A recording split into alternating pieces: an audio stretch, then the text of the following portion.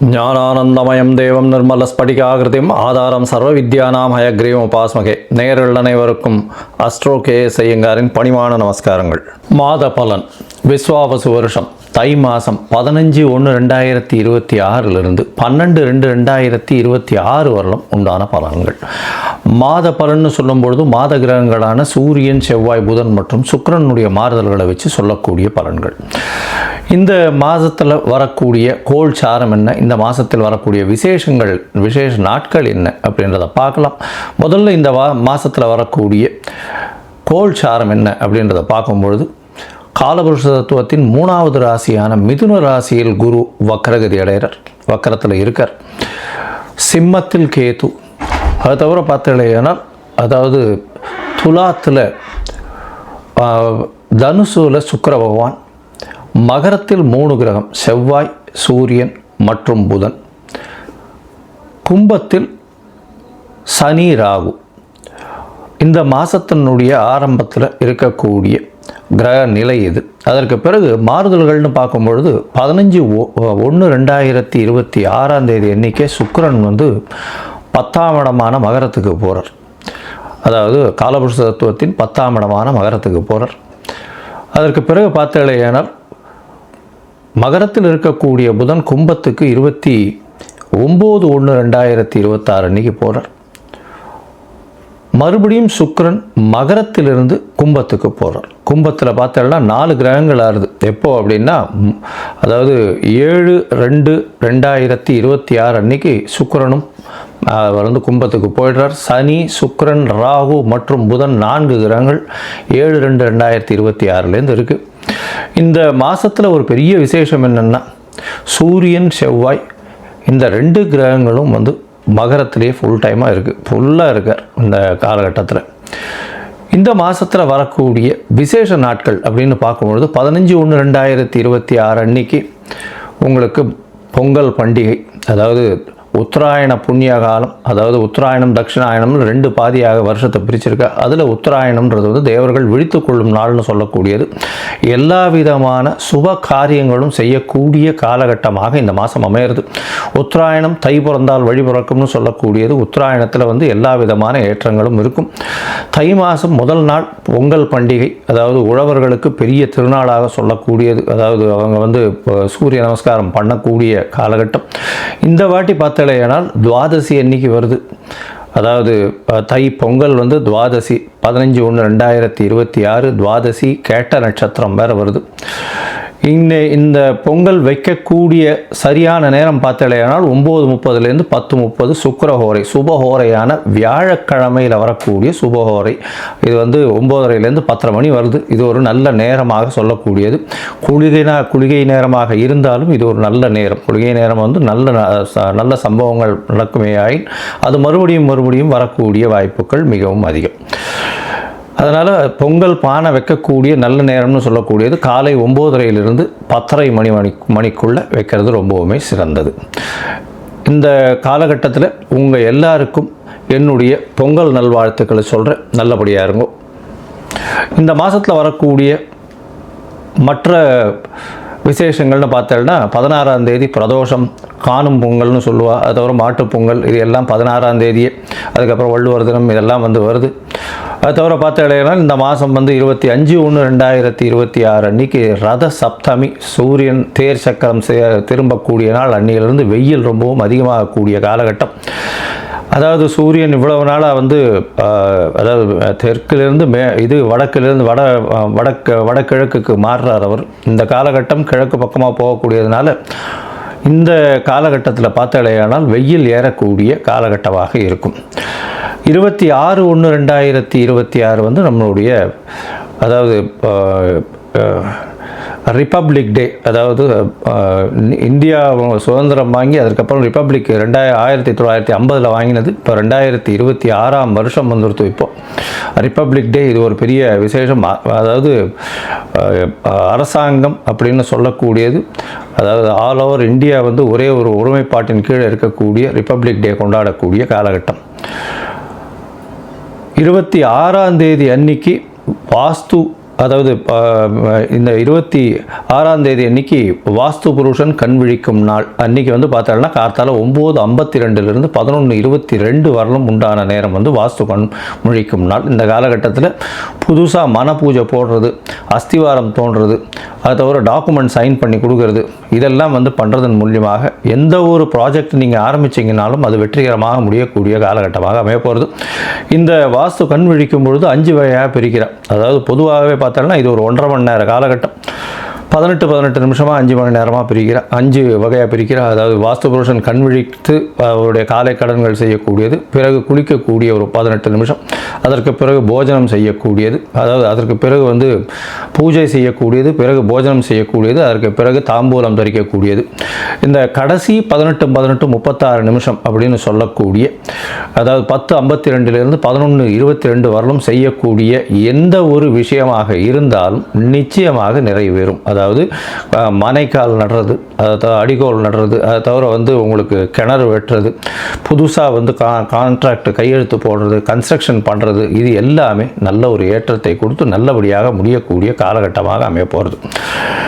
இந்த மாதம் பார்த்தாலேயானால் பௌர்ணமி வருது. அதாவது மிகப்பெரிய விசேஷம். தை பௌர்ணமி அப்படின்றது வந்து மிகப்பெரிய ஏற்றமான காலம். தை அமாவாசையும் பெரிய விசேஷம். ஏன்னா உத்தராயண புண்ணிய காலத்தில் வரக்கூடிய முதல் அமாவாசை தை அமாவாசை 18/1/2026 தை அமாவாசை. பித்ருக்களுக்கு செய்ய வேண்டிய கர்மாக்களை செய்கிறது உங்களுடைய சந்ததியினரை நல்லபடியாக வழியேற்றி செல்லக்கூடும்.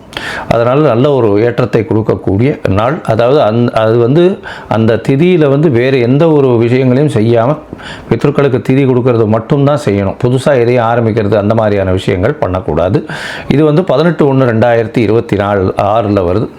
அதற்கு பிறகு பௌர்ணமி எண்ணிக்கை பார்த்தாலேயானால் பௌர்ணமி 1/2/2026 தை பௌர்ணமி பெரிய விசேஷமான நாள். தை பௌர்ணமி பார்த்தாலேயானால் வடலூர் அப்படின்னு சொல்லும்போது ராமலிங்க அடிகளார் வரும். அதாவது ராமலிங்க அடிகளாருடைய தினம் வடலூரில் வந்து பார்த்தாலேயானால் அந்த இது தைப்பூச திருநாள் வேறு அன்னைக்கு. முருகனுக்கு ரொம்ப விசேஷம். அதை தவிர வந்து ஏற்றிய வயிற்றில் எரியக்கூடிய நெருப்பை அணைக்கக்கூடிய, அதாவது சாப்பாடு போடணும் அப்படின்றத மிகவும் வலியுறுத்தி சொல்லக்கூடியவர். சொல்லி அது இன்னி வரலும் எரிஞ்சிட்ருக்கு அப்படின்னு சொல்லக்கூடியது பெரிய விசேஷம். அதாவது உணவு தானமாக கொடுக்கறது, சாப்பாடு தானமாக கொடுக்கறது, பசி அற்ற நிலை எல்லாருக்கும் இருக்கணும், யாரும் பசித்து இருக்கக்கூடாது அப்படின்றத வந்து எடுத்து நல்லபடியாக சொன்னது. சரி, இந்த மாதம் அதாவது தை மாதம் ஒரு ராசிக்கும் என்ன வகையான மாற்றங்கள் ஏற்றங்கள் இருக்குது அப்படின்றத பார்ப்போம். அதற்கு முன்னாடி என்னுடைய மொபைல் நம்பர் கீழே ஸ்க்ராலிங்கில் போயின்னு இருக்கோம். உங்களுக்கு அஸ்ட்ராலாஜிக்கல் கன்சல்ட் வேணும்னா எனக்கு காண்டாக்ட் பண்ணுங்க. உங்களுடைய பெயர், பிறந்த நேரம், பிறந்த தேதி, பிறந்த வருடமோட போடுங்க. உங்களுடைய தாய் தந்தையார் பெயரும் போடுங்க. Date, time, place of birth, அதை தவிர உங்களுடைய பேரண்ட்ஸ் நேம் இது வரலாம் போடுங்க. உங்களுடைய ஜாதகத்தை போட்டு சந்தி இருக்கான்றதை பார்த்துட்டு அதற்கு பிறகு உங்களுக்கு நான் அப்பாயின்மெண்ட்டு கொடுக்குறேன். உங்களுக்கு அப்பாயின்மெண்ட்டை நீங்கள் இந்த டேட்டு டைம் போட்டதுக்கப்புறம் வந்து என்னுடைய கட்டணம் என்னென்னு சொல்கிறேன். அந்த கட்டணத்தை செலுத்தி அப்பாயின்மெண்ட் வாங்கிக்கோங்க. அதுக்கப்புறம் உங்களுக்கு அப்பாயின்மெண்ட்டும் போது உங்களோட பேசுகிறேன். சரி, இப்போ மேஷம் முதல் மீனம் வரை தை மாதம் ஒரு ராசியாக எப்படி இருக்குன்றதை பார்க்கலாம். மகம், பூரம், உத்திரம் இந்த 3 நட்சத்திரம் 9 பாதங்களை கொண்ட ராசி. ராசியின் அதிபதினு சொல்லக்கூடியவர் சூரியன். உங்களுடைய ராசிக்கு இந்த மாதம் அதாவது தை மாதம் விஸ்வாவசு வருஷம் 15/1/2026 12/2/2026 வரலும் உண்டான காலகட்டம். சூரியன் உங்களுடைய ராசிக்கு 6ஆம் இடத்துல இருக்கார். இந்த வருஷம் பார்த்தாலேனா 6ஆம் இடத்துல இருந்தாலும் செவ்வாய், உச்சம் பெற்ற செவ்வாய், உங்களுடைய மிகப்பெரிய யோகாதிபதி அப்படின்னு சொல்லக்கூடியவர் உங்களுடைய ராசிக்கு 4-9 கூடியவர், ஒரு திரிகோண கேந்திர அதிபதி. அவர் வந்து உங்களுடைய ராசிக்கு 6ஆம் இடத்துல உச்சம் பெற்று போயிருக்கார். எதிரிகள் அற்ற நிலை இருக்கும். போட்டிகளில் சிறு சிறு வெற்றிகள் கிடைக்கக்கூடிய வாய்ப்புகள் உண்டு. எல்லா விதமான அதாவது புதிய வேலை வாய்ப்பு கிடைக்கக்கூடிய வாய்ப்புகள் நிச்சயமாக இருக்கும். போட்டிகளில் வெற்றி இருக்கும். புதுசாக கடன் வாங்குவீங்க. பூமி சம்பந்தமாக ஏதாவது இடம் வாங்கிறது, வனம் வாங்கிறது, அதை தவிர வந்து வீடு கட்டுறது, இந்த மாதிரியான விஷயங்களுக்கு லோன் எடுப்பீங்க. அதாவது முடிஞ்ச வரலும் வந்து இந்த காலகட்டத்தில் புதுசாக லோன் எடுத்து வீடு வாங்கக்கூடிய பாக்கியம் நிச்சயமாக இருக்கும். தந்தையின் உடல்நிலை நல்லபடியாக ஏற்றம் கொடுக்கக்கூடிய காலகட்டமாக அமைய போகிறது. தந்தையின் தொழிலை சார்ந்து நீங்கள் தந்தையின் தொழிலுக்கு திருப்பியும் வரக்கூடிய வாய்ப்புகள் உண்டு. இருந்தாலும் எதிராளிகளை நம்ப வேண்டாம், எதிர்பாலினத்தவரை நம்ப வேண்டாம். கூட்டு தொழிலில் ரொம்ப ஜாகிரதையாக இருக்கிறது ரொம்பவும் நல்லது. 7ஆம் இடத்துல சனி பகவான் உச்சம் ஆட்சி பெற்று போயிருக்கார். கும்ப சனியாக வேற இருக்கார், ராகுவோட சேர்ந்திருக்கார். அதனால் வந்து நிச்சயமாக எதிர்பாலினத்தவர் மூலியமாகவோ அதை தவிர வந்து கூட்டு தொழிலில் பார்ட்னர்ஷிப்பில் வந்து பிரச்சனைகள் வரக்கூடிய வாய்ப்புகள் நிச்சயமாக உண்டு. உங்களுடைய ராசிக்கு பார்த்தலையானால் 7ஆம் இடத்துல சனி, 11ஆம் இடத்துல குரு வக்ரகதியில் இருந்தாலும் குரு ஒரு நல்ல ஏற்றத்தை கொடுக்கக்கூடிய காலகட்டமாகவே அமைகிறது. இருந்தாலும் உடல்நிலையில் சற்று பின்னடைவு ஏற்படக்கூடிய வாய்ப்புகள் உண்டு. குழந்தைகள் மூலியமாக நல்ல ஒரு பெருமை கிடைக்கக்கூடிய வாய்ப்புகள் நிச்சயமாக இருக்கும். சிம்மராசிக்காரர்கள் இந்த காலகட்டத்தில் பார்த்தலையானால் 6ஆம் இடத்துல வந்து 4 கிரகங்கள் இந்த மாதம் ஆரம்பித்த உடனேவே இருக்குது. அதாவது சூரியன், செவ்வாய், புதன், சுக்கிரன் 4 கிரகங்களும் மாதத்தை ஆரம்பித்த உடனேலேருந்து இருக்குது. அதோட பார்த்தோம்னா இந்த மாதத்தினுடைய கடைசியில் போகும்பொழுது அதாவது சுக்கிரனும் புதனும் இந்த 6ஆம் இடத்துலேருந்து சப்தமத்துக்கு போகிறார். அதனால் பண வரவிற்கு பஞ்சம் இருக்காது. பார்ட்னர்ஷிப் தொழிலில் நல்லபடியாக இருக்கும். கூட்டு தொழிலில் இருந்தாலும் கூட்டாளிகளுடன் பிரச்சனைகள் அதிகமாக இருக்கக்கூடிய வாய்ப்பு உண்டு. கூட்டாளிகளை அதிகமாக நம்ப வேண்டாம், ஜாகிரதையாக இருக்கிறது நல்லது. இந்த சிம்மராசிக்காரர்கள் அரசாங்கம் சார்ந்த உத்தியோகம், அரசாங்கம் சார்ந்த கான்ட்ராக்ட்லாம் ரொம்ப ஜாகிரதையாக இருக்கிறது. பணத்தை போட்டிங்கன்னா நிச்சயம் வராது, ரொம்ப ஜாகிரதையாக இருக்கிறது நல்லது. ஏன்னா சனியனோட வீட்டில் போய் வந்து 2ஆம் அதிபதியான புதனும் போய் உட்கார்றார். அது வந்து பணம் வராது. என்ன இருந்தாலும் பேசியே வந்து பணம் வராமல் போகக்கூடிய வாய்ப்பு தான் உண்டு. அதனால் ரொம்ப ஜாகிரதையாக இருக்கிறது நல்லது. மொத்தத்தில் பார்க்கும்பொழுது இந்த சிம்மராசிக்காரர்களை பொறுத்தவரையிலும் உடல் நலத்தில் பின்னடைவு இருக்கும். போட்டியில் சிறு வெற்றிகள் கிடைக்கக்கூடிய காலகட்டம். ஏன்னா 6ஆம் இடத்துல செவ்வாய் இருக்கிறதுனால புதுசாக பார்த்தீங்களேயானால் புதிய வீடு மனை வாங்கக்கூடிய வாய்ப்புகள், பாக்கியங்கள் நிச்சயமாக அமையும். புதுசாக வீடு வாங்குவீங்க. அதை தவிர தந்தையின் சொத்துக்கள் வரும். தந்தையின் மூலியமாக வரக்கூடிய குடும்ப தொழில்னு சொல்லக்கூடிய, அதாவது ஒரு பெரிய இண்டஸ்ட்ரி வச்சுருக்காருன்னா அந்த இண்டஸ்ட்ரி வந்து கை மாறி உங்களுக்கு வரக்கூடிய வாய்ப்புகள் நிச்சயமாக இருக்கும். தந்தையின் வீடு, சொத்துக்கள், இந்த தந்தையினுடைய நிலம் அதெல்லாம் வரக்கூடிய, தோப்பு அதெல்லாம் வரக்கூடிய வாய்ப்புகள் இந்த காலகட்டத்தில் உண்டு. அரசாங்கம் சார்ந்து இருக்கக்கூடியவர்கள், அரசியல் சார்ந்து இருக்கக்கூடியவர்கள், ஹெச்ஆரில் இருக்கக்கூடியவங்கள், அட்மினிஸ்ட்ரேஷனில் இருக்கக்கூடியவங்களுக்கெல்லாம் உடல்நிலை மட்டும் ரொம்ப ஜாகிரதையாக பாருங்கள். தீர்க்கமான டெசிஷன் எடுக்க முடியாத காலகட்டமாக இருக்கும். நிச்சயமாக குழப்பங்கள் ரொம்ப அதிகமாக இருக்கக்கூடிய காலகட்டம்.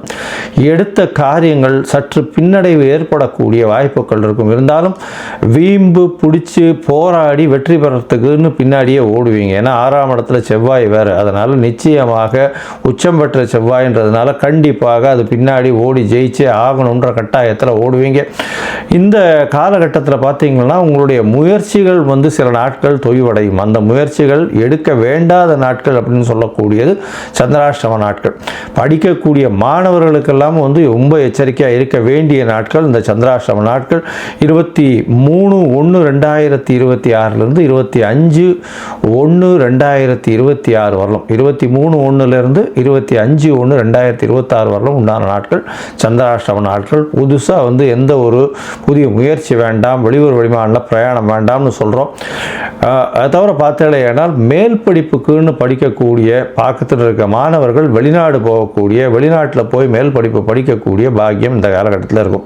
ஏன்னா 9ஆம் அதிபதியே வந்து 6ஆம் இடத்துல போய் இருக்கிறது அப்படின்னும் போது 9க்கு 10ஆம் இடமாக வரும். தொழில் சம்பந்தமான படிப்புகளில் பெரிய ஏற்றம் கிடைக்கக்கூடிய வாய்ப்புகள் மிகவும் அதிகமாக இருக்கும். அரசியல் சமூகத்தில் இருக்கக்கூடிய பிரமுகர்களுக்கு சில பின்னடைவுகள் ஏற்படக்கூடிய வாய்ப்பு. பேச்சில் ரொம்ப கவனமாக இருங்க, உடல் நலத்தில் ரொம்ப கவனமாக இருங்க. இந்த காலகட்டத்தில் பார்த்தீங்களேனால் யாருக்கும் வாக்குறுதிகள் கொடுக்காதீங்க, அது பிரச்சனையை கொண்டு போய் விடும். அது தவிர பார்த்தீங்களேனால் படிக்கக்கூடிய மாணவர்களுக்கு நிச்சயமாக வெளிநாடு போய் படிக்கக்கூடிய வாய்ப்புகள் உண்டு. அது தவிர இளம் கலை அது மாதிரி 10th 12th அதாவது இளநிலை வகுப்பெல்லாம் படிக்கிறவாளுக்கு நல்ல ஒரு ஏற்றம் இருக்கக்கூடிய காலகட்டமாக அமையும். அமையும். போட்டித் தேர்வில் வெற்றி பெறக்கூடிய வாய்ப்புகள் உண்டு. தந்தையின் உடல்நிலை நல்லபடியாக இருக்கும். தாயின் உடல்நிலையில் நல்ல ஒரு ஏற்றம் இருக்கக்கூடிய காலகட்டமாக அமையப்போகிறது. இருந்தாலும் மருத்துவ செலவுகள் கொஞ்சம் இருக்கக்கூடிய வாய்ப்பு உண்டு. உங்களுக்கு உடல்நிலை சற்று பின்னடைவு நிச்சயமாக இருக்கும். பார்ட்னர்ஷிப் பிஸ்னஸில் ஜாகிரதையாக இருக்கிறது நல்லது. இந்த சிம்ம ராசிக்காரர்கள் இந்த சிகப்பு கலர் இந்த பூ கொண்டு போய் அருகில் இருக்கக்கூடிய முருகன் கோவிலில் கொடுத்துட்டு வர்றது அவர்களுக்கு நல்ல ஒரு ஏற்றத்தை கொடுக்கும். முடிஞ்சதுன்னா உங்களால் அருகில் இருக்கக்கூடிய எந்த முருகன் கோவிலுக்காக போயிட்டு செம்பருத்தி பூ, சிவப்பு கலர் செம்பருத்தி பூ கொண்டு போய் கொடுத்துட்டு வாங்க. அதை தவிர பார்த்தாலேயானால் உங்களுக்கு அருகில் இருக்கக்கூடிய சிவன் கோவில், பழைய சிவன் கோவிலுக்கு போய் உங்களால் முடிஞ்சது எண்ணெய் தானம் கொடுத்துட்டு வாங்க. நல்ல ஒரு ஏற்றம் கிடைக்கக்கூடிய மாதமாக இந்த தை மாதம் அமையும்.